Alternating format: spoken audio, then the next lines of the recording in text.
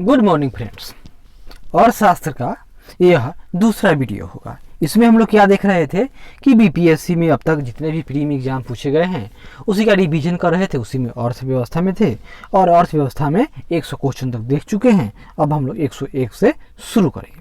पहला क्वेश्चन देखिए, भारत के आर्थिक सुधार का जनक किसे कहा जाता है? तो आर्थिक सुधार यानी एलपीजी रिफॉर्म भारत में 1990-91 के दशक की 90-91 में आया। तो यह इसके जनक कौन थे? तो डॉक्टर मनमोहन सिंह वित्त मंत्री थे, अतः इनका नाम लिया जाता है। और प्रधानमंत्री कौन थे? तो पीवी नरसिम्हा राव थे। यहाँ देख लीजिए, पीवी नरसिम्हा राव। 1991 में जो आर्थिक सुधारों की पहल हुई उसको नई आर्थिक नीति कहा गया और वित्त मंत्री थे मनमोहन सिंह, अतः पूरा क्रेडिट लोगों ने मनमोहन सिंह को ही दे दिया। आगे बढ़ते हैं। वैश्वीकरण में सम्मिलित नहीं है तो आयात शुल्कों में कमी है, आयात लाइसेंसिंग का उन्मूलन यह भी है, प्रत्यक्ष विदेशी निवेश का उन्मुक्त प्रवाह यानी एफडीआई का प्रवाह यह भी है, सार्वजनिक क्षेत्र की इक्विटी का विनिवेश यह वैश्वीकरण में सम्मिलित न है। सॉरी, जैसे जैसे अर्थव्यवस्था विकसित होती है राष्ट्रीय आय में तृतीयक क्षेत्र का अंश क्या होगा? तो यह ऐसे होगा, यानी बढ़ता चला जाएगा और कृषि का घटता जाएगा। यहाँ देखिए, 1951 में भारत के सकल घरेलू उत्पाद यानी जीडीपी में प्राथमिक क्षेत्र का योगदान 59.2%, द्वितीयक क्षेत्र का योगदान 13.3% और टर्सरी सेक्टर का योगदान 27.5% था। लेकिन जो वर्तमान में यहाँ देखिए, कृषि क्षेत्र का 16.1%, उद्योग यानी सेकेंडरी क्षेत्र का 29.6% और टर्सरी सेक्टर का यानी सेवा सेक्टर का 54.3% है। संयुक्त राष्ट्र विकास कार्यक्रम यानी यूएनडीपी के अंतर्गत भारत में मानव विकास सूचकांक बनाने के लिए किसे एक घटक के रूप में नहीं लिया गया है? यानी जो मानव विकास सूचकांक है यूएनडीपी का, उसमें उसके घटक कौन कौन से हैं हम लोग यही जानेंगे। दो, अमेरिकी डॉलर में प्रति व्यक्ति वास्तविक सकल घरेलू उत्पाद यानी जीडीपी, यह तो पूरी दुनिया को ही मापता है। जीडीपी में कौन? तो डॉलर के द्वारा मापा जाता है। चलिए आगे देखते हैं। दूसरा, साक्षरता दर को यह भी देख लेंगे। जन्म पर जीवन प्रत्याशा यानी जो बच्चा अभी जन्म ले रहा है इस समय हम लोग कितना भारत का जो लाइफ एक्सपेक्टेंसी है, मतलब कि भारत में एक व्यक्ति का औसत आयु कितना है, वह बात है कि जो जन्म लिया बच्चा वह कितना दिन जीवन जिएगा। और चौथा है शिशु मृत्यु दर, तो यह नहीं मापा जाता है। यहाँ देखिए, यूएनडीपी के मानव विकास सूचकांक के निर्माण में कुछ निम्न घटक है, जैसे प्रति व्यक्ति आय, क्रय शक्ति क्षमता के आधार पर और डॉलर में, साक्षरता दर, जन्म पर जीवन प्रत्याशा। यूएनडीपी द्वारा भारत में भी मानव सूचकांक निर्माण हेतु अन्य देशों की तरह उपयुक्त तीनों घटकों का ही प्रयोग किया जाता है, यानी ये तीनों कंपोनेंट हैं। कौन सा आर्थिक अधिसंरचना में नहीं आता है? तो शिक्षा एवं स्वास्थ्य यह आर्थिक अधिसंरचना में न है। सड़क है, रेलवे है, ऊर्जा है, ये सब है। यहाँ देखिए, अधिसंरचना दो प्रकार की होती है। एक होगा भौतिक अधिसंरचना, दूसरा सामाजिक अधिसंरचना। तो भौतिक आर्थिक अधिसंरचना में सड़क, बिजली, ऊर्जा, जल एवं वायु परिवहन, दूरसंचार आदि आते हैं, जबकि सामाजिक अधिसंरचना के अंतर्गत स्वास्थ्य, शिक्षा, बीमा, आवास आदि आते हैं, जिनका संबंध मानवीय कौशल के विकास से है। आधारभूत संरचना इसलिए कहा जाता है क्योंकि अर्थव्यवस्था के विकास में इनकी आधारभूत यानी जिसके बिना विकास संभव नहीं हो, इसीलिए इसको क्या कहा गया? आधारभूत। सामाजिक अधिसंरचना में किसे शामिल नहीं किया जाता है? तो सामाजिक संरचना में भौतिक संरचना कौन है? देखिए, तार संचार, इसको शामिल नहीं किया जाएगा, यानी शिक्षा, स्वास्थ्य, आवास ये सब शामिल है।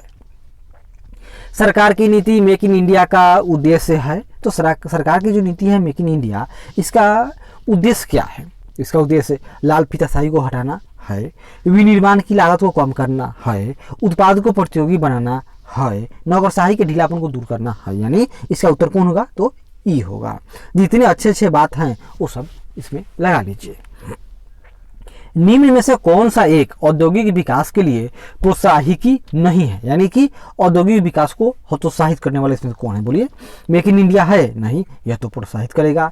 ईज ऑफ डूइंग बिजनेस, यह भी प्रोत्साहित करेगा। स्टार्टअप इंडिया, यह भी है। डिजिटल इंडिया, यह भी है। यानी इसका भी उत्तर कौन होगा, तो ई ही होगा। पूरा यानी ग्रामीण क्षेत्रों में नगरीय सुविधाएं प्रदान करना, यह सपना था। ये भारत के वैज्ञानिक राष्ट्रपति महोदय का यानी एपीजे अब्दुल कलाम महोदय का था। पूरा का फुल फॉर्म क्या होगा, providing urban amenities in rural areas, यानी गांव को ही हम लोग स्मार्ट गांव बनाएंगे, संक्षिप्त रूप है। और आगे देखिए 2020 यह विजन 2020 में पूरा मॉडल की अवधारणा का प्रस्ताव दिया गया था। असंगठित क्षेत्र के श्रमिकों के लिए किस उद्देश्य से सामाजिक सुरक्षा योजना शुरू की गई है, किस उद्देश्य से, तो वृद्धावस्था पेंशन सही, स्वास्थ्य बीमा सही, व्यक्तिगत दुर्घटना बीमा यह भी सही, यानी सब के सब सही हो जाएंगे। यहाँ देखिए असंगठित क्षेत्र के श्रमिकों के लिए पारिवारिक पेंशन बीमा व चिकित्सा जैसी सुविधाएं उपलब्ध कराने के लिए केंद्र सरकार ने 23 जनवरी 2004 को सामाजिक सुरक्षा योजना प्रारंभ किया। आगे देखिए प्रधानमंत्री ग्रामोदय योजना का कौन अवयव नहीं है, तो पोषण अवयव नहीं है। वित्तीय वर्ष 2000-2001 से प्रधानमंत्री ग्रामोदय योजना यानी पीएमजीवाई के कुछ घटक हैं, जैसे स्वास्थ्य, शिक्षा, पेयजल, आवास, सड़कें तथा ग्रामीण विद्युतीकरण। अपने आरंभ में पीएमजीवाई में उपयुक्त प्रथम 5 घटक थे, यानी छठा ग्रामीण विद्युतीकरण को 2001-2 में जोड़ दिया गया था। तो यहाँ देखिए प्रधानमंत्री ग्राम योजना का कौन अवयव नहीं है, तो ग्रामीण, क्या तो पोषण नहीं है। याद कर ली, समझ गए। नीचे 2 वक्तव्य दिए गए हैं, इसमें रहता है एक कथन रहेगा, दूसरा उसका कारण है। देखते हैं कथन क्या कहता है, समेकित ग्रामीण विकास कार्यक्रम जैसे अन्य कार्यक्रमों को उतनी सफलता मिली है जितनी आशा की जाती थी। केंद्रीकृत ढांचे के कारण कार्यान्वयन अपर्याप्त रहा। क्या ऐसा है कि केंद्र के कारण इसका विकास न हुआ? आप ही बताइए, ऐसा हो सकता है? ऐसा किसी पर हम लोग क्या आरोप लगा सकते हैं? ये देश तो फेडरल देश है और इसमें इस तरह से केंद्र पर आरोप लगाइएगा जहाँ केंद्र मजबूत है, तो अतः पहला तो हम लोग का क्या होगा, तो ये सत्य है, पहला सत्य है, लेकिन दूसरा गलत है, यानी केंद्र को जिम्मेवार नहीं ठहराया जाएगा। यह देखिए समेकित ग्रामीण विकास कार्यक्रम यानी आईआरडीपी जैसे अन्य कार्यक्रमों का निष्पादन भी आईआरडीपी के स्तर का अथवा उससे बेहतर रहा है। उदाहरण के लिए राष्ट्रीय ग्रामीण रोजगार कार्यक्रम जैसे आईआरडीपी के साथ साथ अक्टूबर 1980 में इसको भी आरंभ किया गया। में छठी योजना की अवधि में 15 लाख मानव दिवस रोजगार सृजन लक्ष्य की अपेक्षा लगभग 18 लाख मानव दिवस रोजगार कायम किया गया। वर्ष 1989 में आरंभ जवाहर रोजगार योजना का प्रशासन ग्राम पंचायतों के अधीन रखा गया था। आईआरडीपी का मुख्य उद्देश्य क्या है? तो आईआरडीपी यानी ग्रामीण विकास व निर्धनता निवारण करना आईआरडीपी का मुख्य उद्देश्य है। इसका फुल फॉर्म देख लीजिए, आईआरडीपी यानी इंटीग्रेटेड रूरल डेवलपमेंट प्रोग्राम। यह छठी योजना में अक्टूबर 1980 को राष्ट्रीय स्तर पर लागू किया गया। आईआरडीपी द्वारा मूल रूप से गरीब परिवारों में स्वरोजगार को प्रोन्नत करने की विधि अपनाई गई ताकि उत्पादक परिसंपत्तियों के हस्तांतरण से वे इतनी आय कमा सके कि निर्धनता रेखा को क्रॉस कर जाएं और गरीब न रहें। भारत सरकार द्वारा समुदाय विकास योजनाओं की शुरुआत किया गया 2 अक्टूबर यानी महात्मा गांधी के जन्म दिवस पर। और वर्ष बताइए तो एनएसडीसी यानी समुदाय विकास कार्यक्रम 1952 को इसका उद्घाटन किया गया। सिंपल शब्दों में समझिए, यानी यहाँ देखिए सीडीपी यानी कम्युनिटी डेवलपमेंट प्रोग्राम यानी समुदाय विकास प्रोग्राम 2 अक्टूबर 1952 से शुरू है। और इसका लक्ष्य क्या था कि समुदाय की सक्रिय भागीदारी द्वारा क्षेत्र के भौतिक संसाधनों के पूर्ण उपयोग के माध्यम से संपूर्ण ग्रामीण समुदाय के जीवन स्तर को उन्नत करना था, इसका लक्ष्य था। और समुदाय विकास योजना आरंभ करने वाला भारत विश्व का प्रथम देश था। प्रधानमंत्री श्रम योगी मानधन योजना में प्रत्येक ग्राहक को 60 वर्ष की आयु प्राप्त करने के बाद मिनिमम न्यूनतम अनुमानित पेंशन है कितना मिलेगा प्रति माह, तो 3000, तो इसमें है 3000 ऑप्शन सी। और यह बजट 19-20 में असंगठित क्षेत्र में कार्यरत 15,000 रुपये या उससे कम की मासिक आय वाले कामगारों के लिए प्रधानमंत्री श्रम योगी मानधन नामक वृहद पेंशन योजना की घोषणा की गई। इस योजना के तहत असंगठित क्षेत्र के प्रत्येक कामगार को 60 वर्ष की आयु से 3,000 रुपये प्रति माह की सुनिश्चित पेंशन दिलाने का प्रस्ताव है। योजना के तहत कामगार को 60 वर्ष की आयु तक प्रति माह एक निर्धारित राशि जमा करनी होगी और सरकार भी प्रति माह उतनी ही राशि जमा कराएगी। यह योजना चालू वित्त वर्ष में ही कार्यान्वित की जाएगी तथा पहले वर्ष के लिए योजना हेतु 500 करोड़ रुपए आवंटित किए गए थे। 116 निम्न में से कौन सा एक मनरेगा का उद्देश्य है, तो परिसंपत्तियों का निर्माण करना, सूक्ष्म सिंचाई को प्रोत्साहित करना, जल प्रबंधन करना। मनरेगा मतलब ऐसा नहीं है कोई एक स्पेशल पायलट प्रोजेक्ट नहीं, इसमें है कि जो स्किल है गांव का उसका इस्तेमाल करके इन सब का निर्माण करना। ग्रामीण आय को बढ़ाना, यानी इसका उत्तर ई होगा। यहाँ देखिए महात्मा गांधी राष्ट्रीय ग्रामीण रोजगार गारंटी अधिनियम यानी मनरेगा का मुख्य उद्देश्य प्रत्येक वित्तीय वर्ष में किसी भी ग्रामीण परिवार के उन वयस्क सदस्यों को 100 दिन का रोजगार उपलब्ध कराना है जो सावधिक न्यूनतम मजदूरी पर सार्वजनिक कार्य संबंधी अकुशल मजदूरी करने को तैयार हैं। इसके अनुदेशों में ग्रामीण क्षेत्रों का विकास करना शामिल है, जिसमें आमतौर पर सड़कों, नहरों, तालाबों और कुओं जैसे टिकाऊ साधनों का निर्माण किया जाता है। तटबंधों का निर्माण व मरम्मत, भूमि समतल करना, वृक्षारोपण, जल संरक्षण व संचयन और बाढ़ नियंत्रण व सुरक्षा कार्य इस योजना में शामिल किए जाते हैं। भारत में सबसे अधिक गेहूं का उत्पादन करने वाला राज्य कौन है, तो उत्पादन करने वाला राज्य सबसे अधिक उत्तर प्रदेश है और उत्पादकता सबसे अधिक मध्य प्रदेश की है। भारतीय अर्थव्यवस्था में संयुक्त क्षेत्र का क्या अभिप्राय है, बताइए। संयुक्त क्षेत्र मतलब कोई भी वस्तु सरकारी और निजी क्षेत्र में उत्पादित होना, यानी कि सरकार और, यहाँ देखिए जिसका सही पूरा ऑप्शन पढ़ना चाहिए चारों, यहाँ देखिए डी, किसी उद्यम में सरकारी एवं निजी क्षेत्र दोनों ही का सम्मिलित स्वामित्व। भारत की औद्योगिक नीति 1948, 1951 और 1991 में संयुक्त क्षेत्र के तहत किसी उद्योग में सरकारी एवं निजी दोनों क्षेत्रों को वस्तु उत्पाद का अधिकार दिया गया है, अर्थात कोई भी वस्तु सरकारी एवं निजी दोनों क्षेत्रों में उत्पादित की जा सकती है। औद्योगिक नीति 1951 में ब अनुसूची में ऐसे ही क्षेत्र से संबंधित रही है। अर्थव्यवस्था में संयुक्त क्षेत्र का अर्थ है किसी सरकार उद्योग में सरकार और निजी कंपनी की सम्मिलित भागीदारी से है। सरकारी उपक्रमों को लाभकारी बनाने के लिए उसके कुछ अंश यानी शेयर निजी क्षेत्र को दे दिया जाता है, जिससे उच्च प्रबंध एवं तकनीकी प्राप्त होती है। भारत में कृषि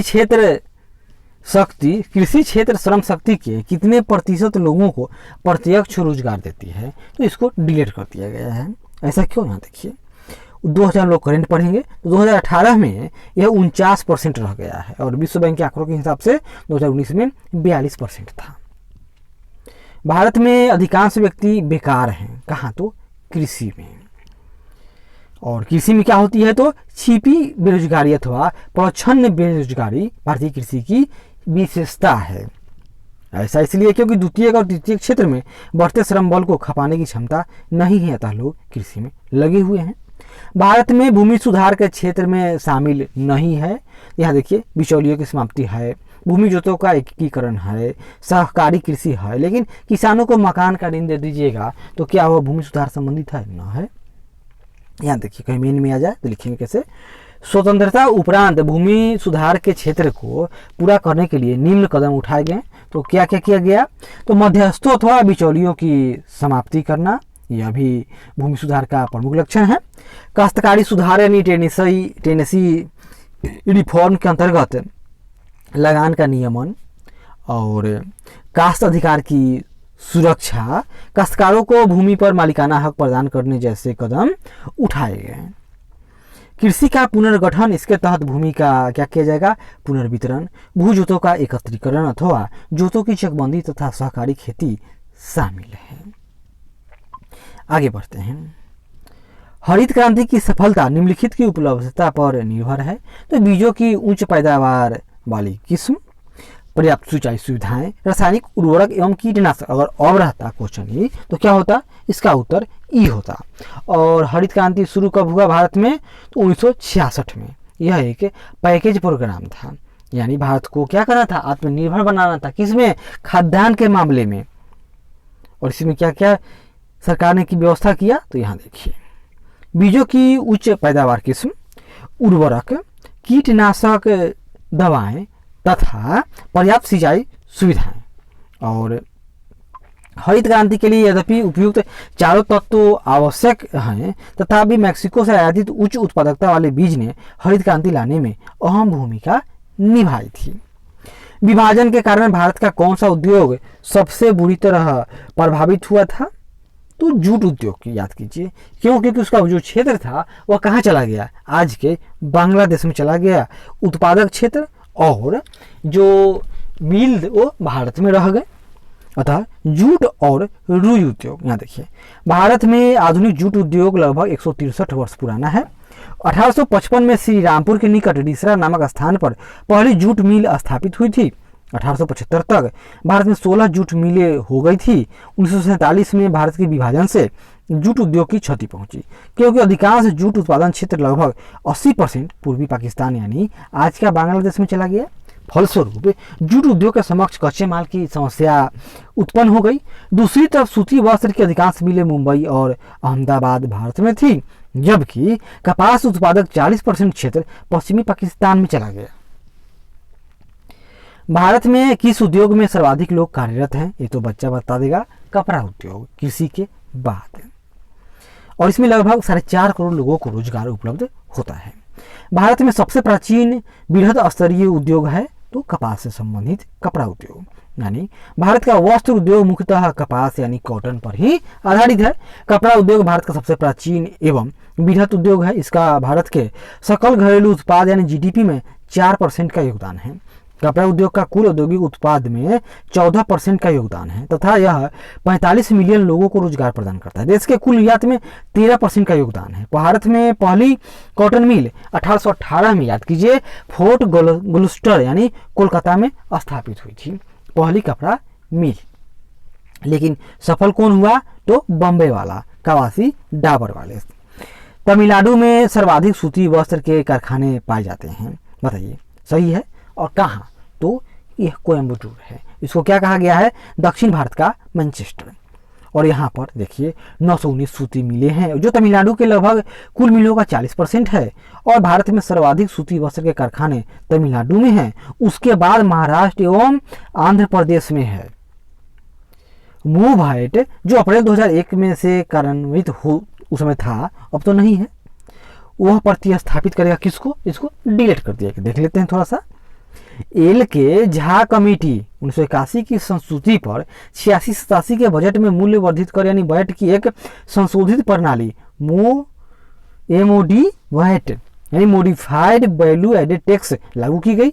मूल वैट विनिर्माण क्षेत्र के उत्पादन अर्थात औद्योगिक उत्पादों पर आरोपित की गई। यह केंद्रीय उत्पाद शुल्क है जिसमें उत्पादकों द्वारा मध्यवर्ती आगत पर चुकाए गए कर को घटाने की व्यवस्था थी। मोड वैट के बजट पश्चात बजट 2000-2001 में सेन वैट तथा इसकी अगली कड़ी में 1 अप्रैल 2005 को वैट लागू किया गया। अब सरकार ने 1 जुलाई 2017 से समान वस्तु सेवा कर यानी GST यानी गुड्स एंड सर्विस टैक्स लागू किया है।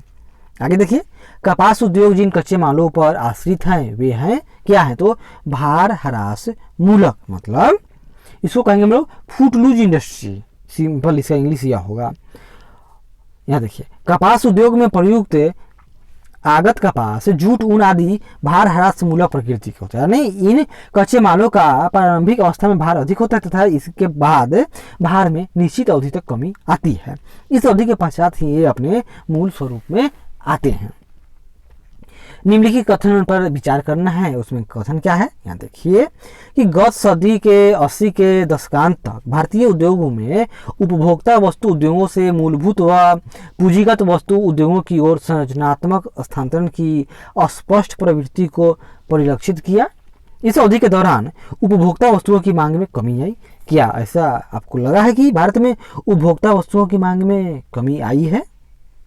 तो इसका देख लेते हैं हम लोग डिफिनीशन। तो इसका क्या होगा, ए सही है लेकिन आर गलत है। 80 के दशक में क्या हुआ, उसके उत्तरार्ध में एलपीजी आया, रिफॉर्म आया। 85 से 90 की अवधि में मूलभूत उद्योगों तथा पूंजीगत वस्तु उद्योगों की वृद्धि दर क्रमशः मूलभूत उद्योग 7.4% और पूंजीगत उद्योग 14.8% की वार्षिक वृद्धि दर रही, जो उपभोक्ता वस्तु उद्योगों की वृद्धि दर 7.3% वार्षिक की अपेक्षा अधिक थी। अतः इस अवधि में भारतीय उद्योग में ने 1965 से 80 के संरचनात्मक प्रतिगमन की प्रवृत्ति को बदलते हुए वांछित संरचनात्मक स्थानांतरण की प्रवृत्ति को स्पष्ट रूप से परिलक्षित किया। भारत सरकार द्वारा 80 के दशक में अपनाई गई उदार राजकोषीय व्यवस्था, जिसमें वर्ष प्रति वर्ष बजट में बड़े घाटे, सरकार द्वारा अत्यधिक ऋण लिया जाना, निर्बचत में वृद्धि शामिल थी। इस कारण क्या हुआ, आय में वृद्धि हो गई, फलस्वरूप उपभोक्ता वस्तुओं की मांग में वृद्धि हुई। यह तथ्य स्पष्ट करता है कि 7वीं पंचवर्षीय योजना में प्रति व्यक्ति आय वृद्धि दर 3.4% वार्षिक वृद्धि थी, जो पूर्व की योजनाओं में बहुत उससे अधिक थी, यानी उससे पहले उस योजना में इतना न हुआ था। और 1985 से 90 के दौरान देखिए अवधि में उपभोक्ता वस्तु उद्योग की वृद्धि दर 7.3% वार्षिक रही। अतः क्या होगा, कारण गलत हो गया।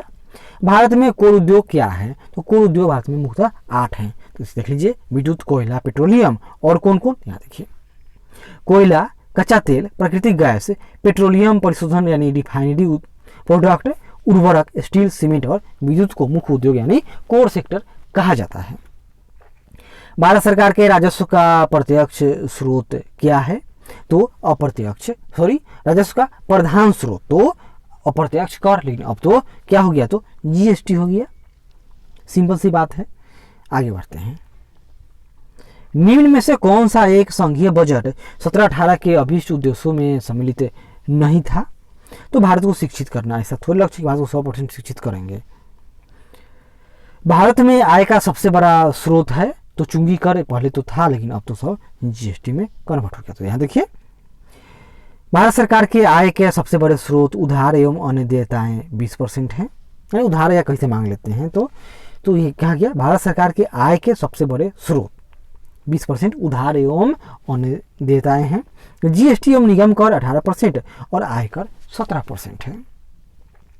भारत में राज्य सरकारों के लिए आय का सबसे महत्वपूर्ण स्रोत राज्य सरकार के लिए तो बिक्री कर है, और वर्तमान में केंद्र सरकार द्वारा सबसे बड़ा दिया गया अनुदान है। यानी वर्तमान में जो केंद्र सरकार अनुदान देती है वही राज्यों की आमदनी का सबसे बड़ा स्रोत है। विगत वर्षों में भारत में केंद्र सरकार का सर्वाधिक संपूर्ण व्यय किस क्षेत्र में हुआ है, तो वर्तमान में विकास पर ही सबसे अधिक सरकारें खर्च करती हैं।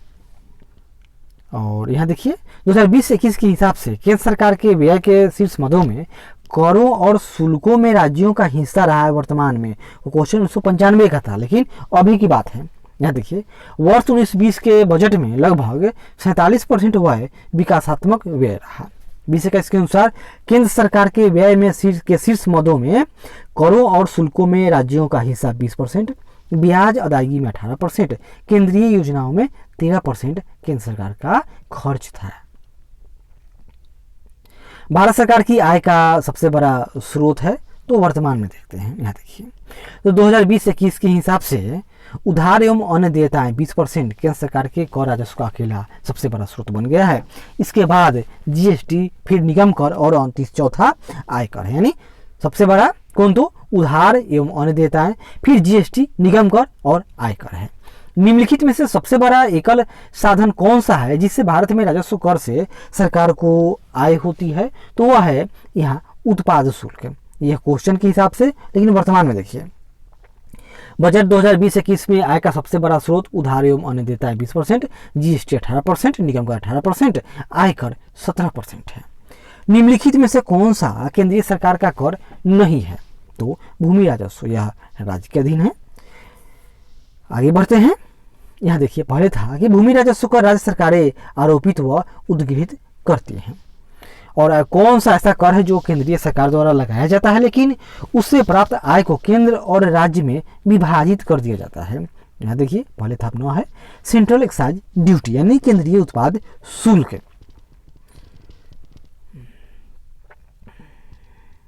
निम्न में से कौन से दो परोक्ष कर यानी इनडायरेक्ट टैक्स हैं? तो कौन कौन? तो बिक्री कर और उत्पादन शुल्क और ये सब। और जीएसटी भी क्या है? वह भी अप्रत्यक्ष कर है, अतः ये सब जीएसटी में चला जाएगा। निम्नलिखित प्रत्यक्ष करों में से किस कर से सरकार को अधिकतम राजस्व की प्राप्ति होती है? तो वह है निगम कर। बजटीय 2020-21 के अनुसार यहाँ देख लेते हैं, वह उत्तर 2005 के हिसाब से, वर्तमान में देख लीजिए। प्रत्यक्ष करों में सर्वाधिक राजस्व निगम कर 18% और आयकर 17% होता है। निम्नलिखित में से कौन सा एक राजकोषीय नीति का उपकरण नहीं है? तो वह नहीं कौन है राजकोषीय नीति का उपकरण? तो ब्याज दर।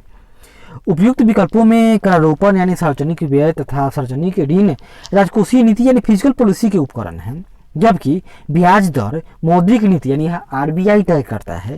राजकोषीय नीति सरकार से संबंधित है जबकि मौद्रिक नीति आरबीआई से संबंधित है। 12वें वित्त आयोग न याद करेंगे, यहाँ देखिए वर्तमान में वित्त आयोग के अध्यक्ष कौन है? तो एन.के. सिंह हैं और एन.के. सिंह की अध्यक्षता में नवंबर 2017 में गठन किया गया और इनकी सिफारिशें 2020 से 2025 तक लागू होंगे। 144 14वें वित्त आयोग के अनुसार विभाजन योग शुद्ध केंद्रीय राजस्व कर में राज्यों का प्रतिशत भाग कितना है? तो गेस कीजिए, उसका होगा यहाँ देखिए 42%, लेकिन अब होगा 1% घट जाएगा। क्यों? क्योंकि कश्मीर के नाम पर चला गया है, तो 41%। 14वें वित्त आयोग का गठन 2013 में किया गया था। नजदीक पढ़ेंगे, आगे देखिए वाई.वी. रेड्डी 14वें वित्त आयोग के अध्यक्ष थे और इन्होंने क्या किया था? राज्यों का हिस्सा 32% से बढ़ाकर 42% कर दिया था, लेकिन अब एन.के. सिंह ने 42% से घटाकर 41% किया है। बैंक द्वारा लाए गए निम्नलिखित में से किस भुगतान उपाय को प्लास्टिक मुद्रा के नाम से जाना जाता है? तो वह है क्रेडिट कार्ड। यह पहले भी सही था, आज भी सही है। अर्थव्यवस्था के विकासात्मक स्वरूप के दृष्टिगत बैंकों के उपकरणों में भी परिवर्तन हो रहा है। इसी क्रम में लेन देन यानी ट्रांजैक्शन को सुविधाजनक बनाने हेतु बैंकों ने अपने ग्राहकों को क्रेडिट कार्ड जारी करना आरंभ किया। क्रेडिट कार्ड के माध्यम से ग्राहक सामानों की खरीद का भुगतान कर सकते हैं तथा खरीद के मूल्य की राशि के बराबर मुद्रा ग्राहक के बैंक खाते से संबंधित पक्ष को हस्तांतरित हो जाती है। क्रेडिट कार्ड, डेबिट कार्ड एवं कैश कार्ड को ही प्लास्टिक मनी के नाम से जाना जाता है। 146 में क्या है?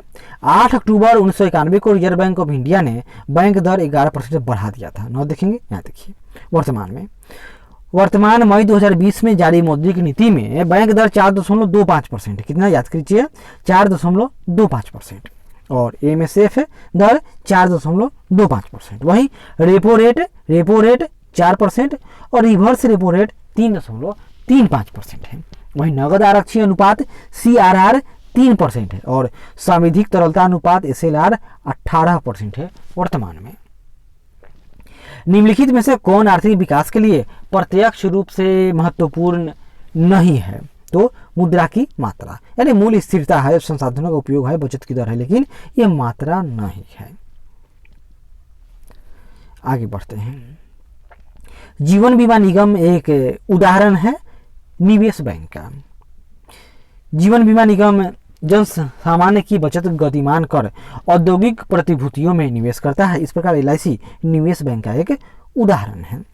भूमि विकास बैंक निम्नलिखित का एक अंश है, तो यह सरकारी उधार ढांचा का एक अंश है। यानी यहाँ देखिए लैंड मॉर्गेज बैंक, भूमि बंधक बैंक, जिसका नाम परिवर्तित कर भूमि विकास बैंक कर दिया गया। कृषि क्षेत्र में दीर्घकालिक सहकारी साख की प्रमुख संस्था है।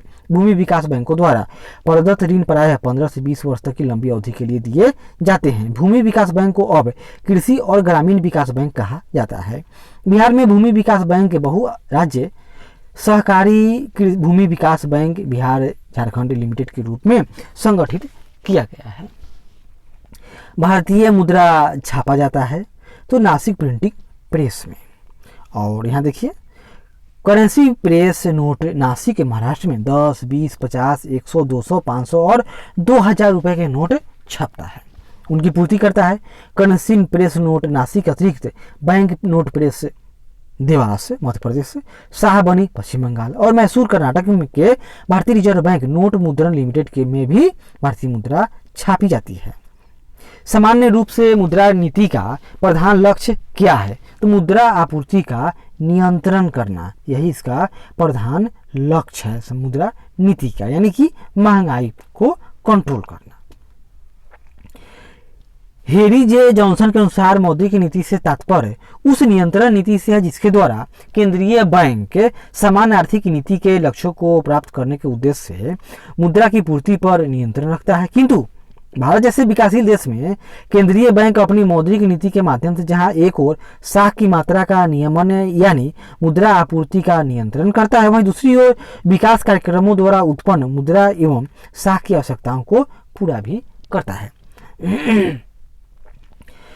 डैश की सिफारिश पर बैंकों की ब्याज दरों का विनियंत्रण आधारित है।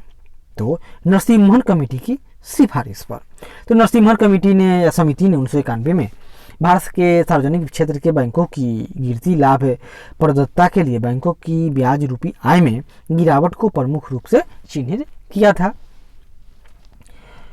और ब्याज रूपी आय में कमी का कारण कुल जमा का एक बड़ा भाग सापेक्षतः निजी ब्याज दर पर सावधिक तरलता अनुपात यानी एसएलआर और नगद आरक्षण अनुपात सीआरआर के रूप में रखना था। इसके अतिरिक्त सामाजिक बैंकिंग के अधीन कुल जमा का काफी बड़ा भाग, कुल जमा का लगभग 40% प्राथमिक क्षेत्र को कम ब्याज पर देना पड़ता था। बैंकों की कुल जमा का मात्र 30% भाग ही बाजार ब्याज दर पर उपलब्ध उधार दिया जाता था। अतः नरसिम्हन कमेटी ने एसएलआर को घटाकर 25% तथा सीआरआर को कम से कम करके 5% तक करने की सिफारिश की थी। जो सीआरआर अभी कितना है, लगभग 4.3% है और एसएलआर 18.5% है। भारत सरकार द्वारा व्यवस्थित बैंकों के लिए पूंजी की पर्याप्तता मानक है तो 8% उस समय थी। यहाँ देखिए अब तक बेसल नॉर्म्स आ गया, तो क्या होगा, लगभग 10% करना है।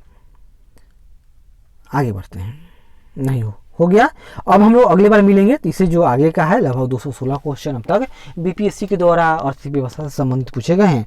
तो इस बार तीसरा का पार्ट लाएंगे और उसी में हम लोग का अर्थव्यवस्था क्लियर हो जाएगा। तो आशा करते हैं कि यह प्रयास अच्छा लगे, जरूर लाइक करें, शेयर करें, कमेंट करें और सब्सक्राइब करें। धन्यवाद।